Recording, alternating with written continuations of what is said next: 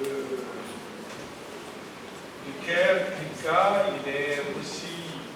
Il a été président de la 31e session de la Commission des Nations Unies pour les droits internationaux.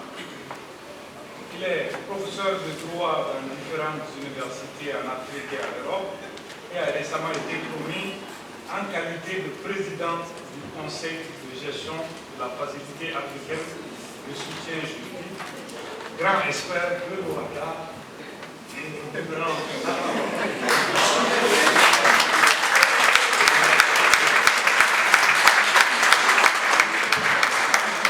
Merci, vous avez la parole. Vraiment, je pense que Diara, je crois que mon intervention est achevée. Et vraiment, je suis confus. Je pensais qu'il y aurait une ou deux choses. Bon, maintenant, tu me donnes combien? J'ai vu, on m'avait dit 15 et 25. Maintenant, tu as dit 15. J'ai vu que quand Achille a parlé, tu étais à la minute, tu as dit 16 minutes et demie. Bon, alors, il m'a donc été demandé, je vais essayer de tenir le tout. Il m'a été demandé de présenter l'arbitrage des investissements dans l'espace Rwanda, notamment le cadre juridique et la mise en œuvre. Alors, je commencerai par dire, et c'est pas celui-là que le professeur va d'investissement.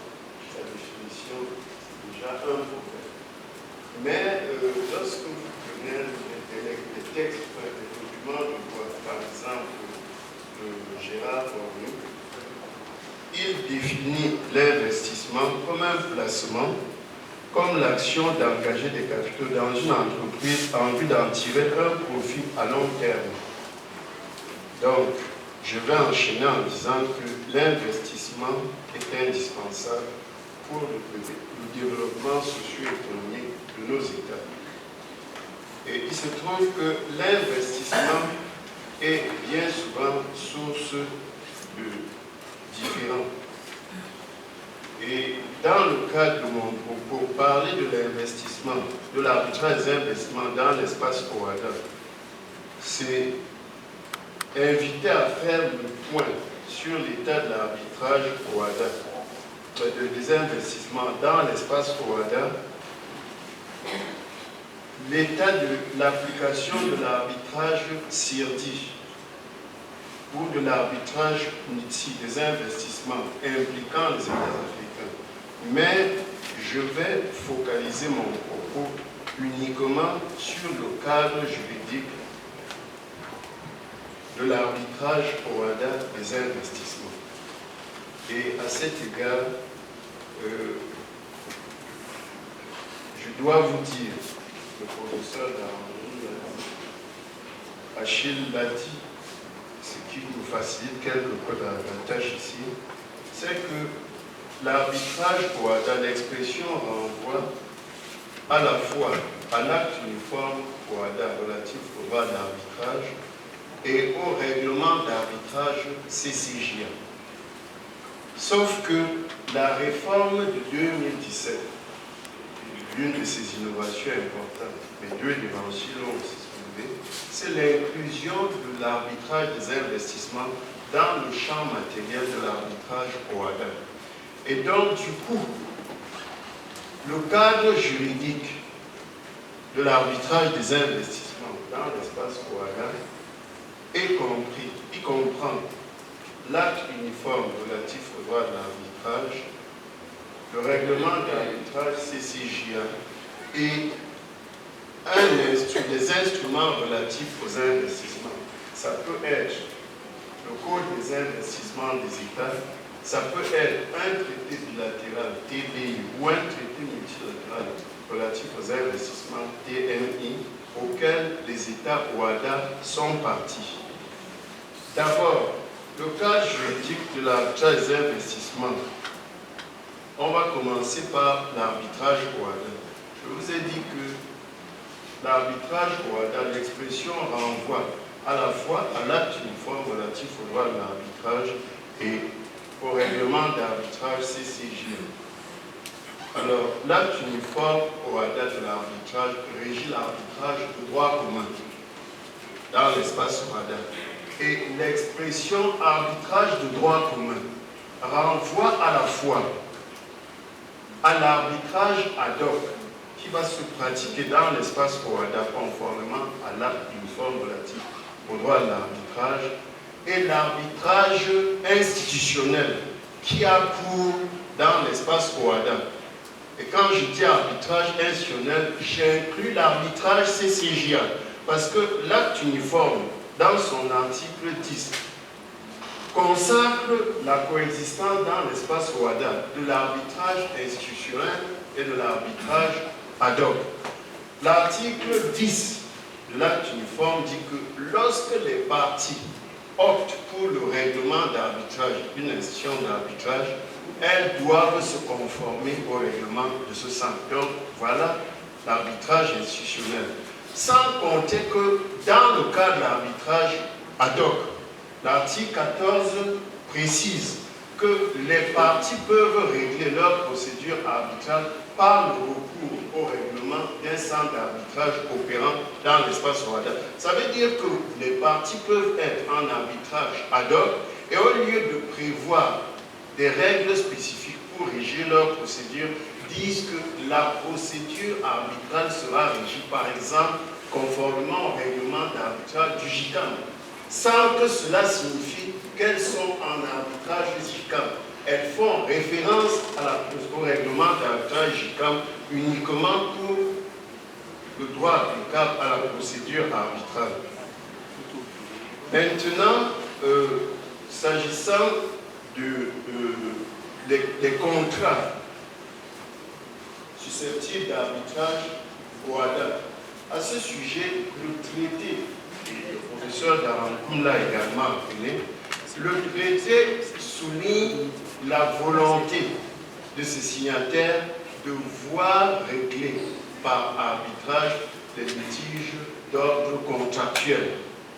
Mais ce n'est pas tous les types de contrats qui sont susceptibles d'arbitrage par voie d'arbitrage OHADA. L'article 2 de l'acte uniforme dit qu'il s'agit d'un contrat, quelle qu'en soit la nature juridique. Et le traité, lui, précise que ce contrat doit avoir des liens avec l'espace OHADA, soit parce que l'une au moins des parties a sa résidence ou son domicile dans l'espace OHADA, ou encore parce que le contrat en question est à exécuter en totalité ou en partie dans l'espace OHADA. Donc, voilà les types de contrats qui vont faire l'objet d'un arbitrage relatif aux investissements dans l'espace OHADA. Après ça, il y a le règlement d'arbitrage CCJA. Et nous savons très bien que le règlement d'arbitrage peut servir de fondement d'un litige relatif aux investissements. Je vais donner un exemple qui est très connu parce qu'il a fait beaucoup de bruit, y compris sur le plan international. C'est un contrat signé par le groupe Futso au Cameroun et la République de Guinée équatoriale. Le groupe Futso qui était propriétaire de la première Charles Banque au Cameroun et qui voulait ouvrir une filiale en Guinée équatoriale. Et les deux parties ont signé ce que l'on appelle une convention d'établissement.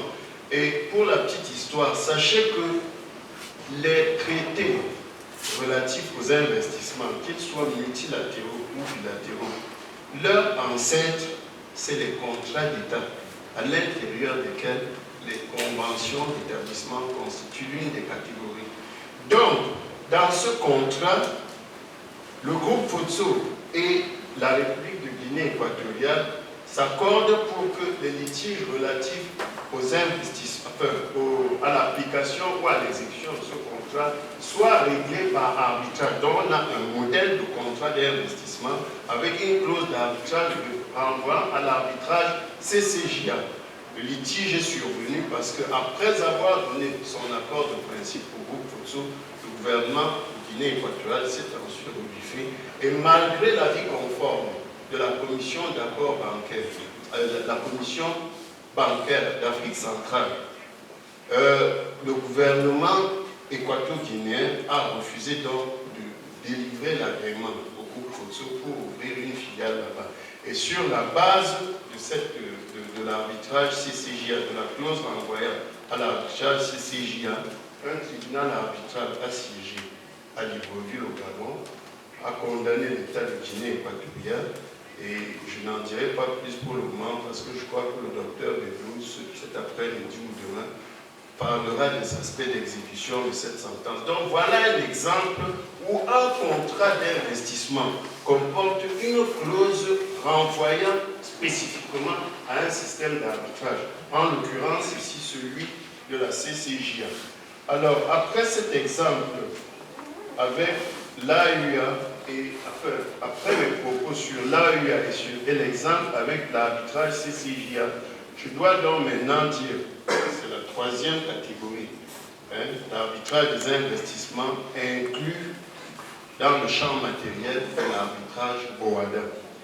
Et là-dedans, je dois commencer par indiquer qu'un code d'investissement est un catalogue d'obligations de fonds que s'impose un État pour susciter le développement des investissements par les investisseurs nationaux ou bien pour attirer des investissements.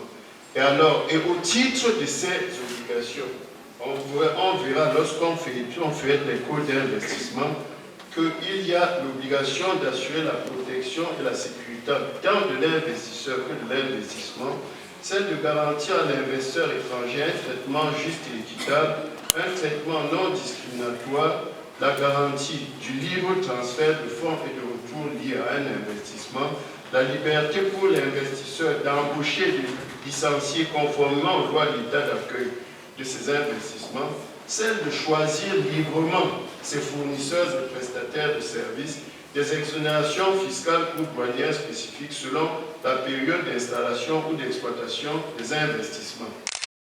Et voilà quelques-unes de ces obligations que s'imposent les États. Mais, et c'est ça le plus important, en plus de ces obligations qu'ils mettent à leur charge et en faveur des investisseurs, les États prévoient aussi dans leur code des investissements la possibilité pour les petits investisseurs de les attirer. Vous voyez, jusque-là, on voyait dans les codes des investissements uniquement l'arbitrage CIRDI, l'arbitrage NETSI, l'arbitrage ADOC, l'arbitrage CCI, mais très rarement l'arbitrage OHADA. Mais les dernières générations de codes d'investissement et les dernières générations de traités bilatéraux ou multilatéraux relatifs aux investissements incluent de plus en plus l'arbitrage CCJA ou carrément l'arbitrage OHADA.